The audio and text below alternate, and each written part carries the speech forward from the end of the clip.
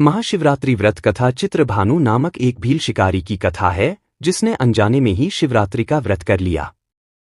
रात भर जगते हुए चित्रभानु ने अनजाने में ही महाशिवरात्रि पर शिवजी के ऊपर बेल के पत्ते अर्पित किए, जिसके पुण्य से वह शिवलोक में स्थान पा गया।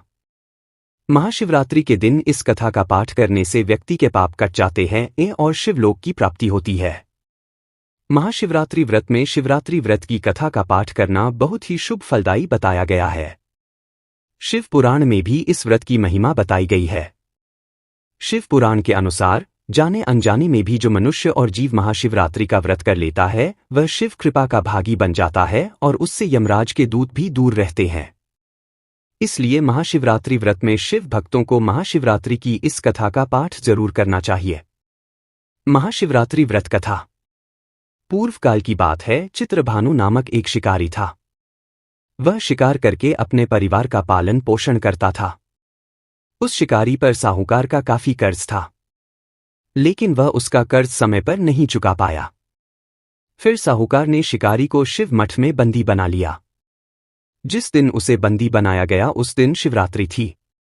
चतुर्दशी के दिन उसने शिवरात्रि व्रत की कथा सुनी और शाम होते ही साहूकार ने उसे अपने पास बुलाया और ऋण चुकाने के बारे में कहा। उसके बाद वह फिर शिकार की खोज में निकला। बंदी गृह में रहने के कारण वह बहुत भूखा था। शिकार की तलाश में वह बहुत दूर निकल आया। अंधेरा होने पर उसने जंगल में ही रात बिताने का फैसला किया और एक पेड़ पर चढ़ गया। उस पेड़ के नीचे शिवलिंग था जो बेलपत्र के पत्तों से ढका हुआ था।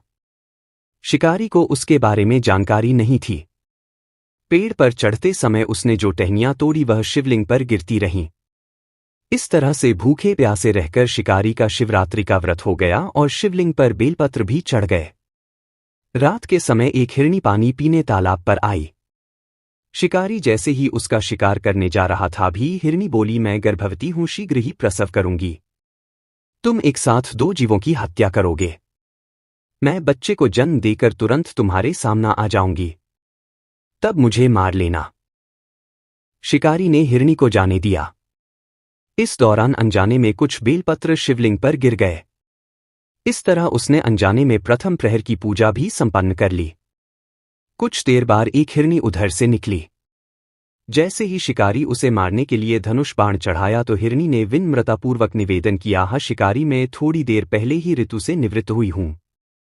कामातुर विरहिणी हूं। अपने प्रिय की तलाश में हूं। अपनी पति से मिलकर मैं तुम्हारे पास आ जाऊंगी। शिकारी ने उसे भी जाने दिया। रात का आखिरी पहर बीत रहा था। तब भी कुछ बेलपत्र शिवलिंग पर जा गिरे। ऐसे में शिकारी ने अनजाने में ही अंतिम पर की पूजा भी कर ली। इस दौरान वहां एक हिरनी अपने बच्चों के साथ आई। उसने भी शिकारी से निवेदन किया और शिकारी ने उसे जाने दिया। इसके बाद शिकारी के सामने एक हिरण आया। शिकारी ने सोचा, अब तो मैं इसे यहां नहीं जाने दूंगी, इसका शिकार करूंगी। तब हिरण ने उससे निवेदन किया कि मुझे कुछ समय के लिए जीवनदान दे दो। शिकारी ने पूरा रात की घटना उस हिरण को सुना दी।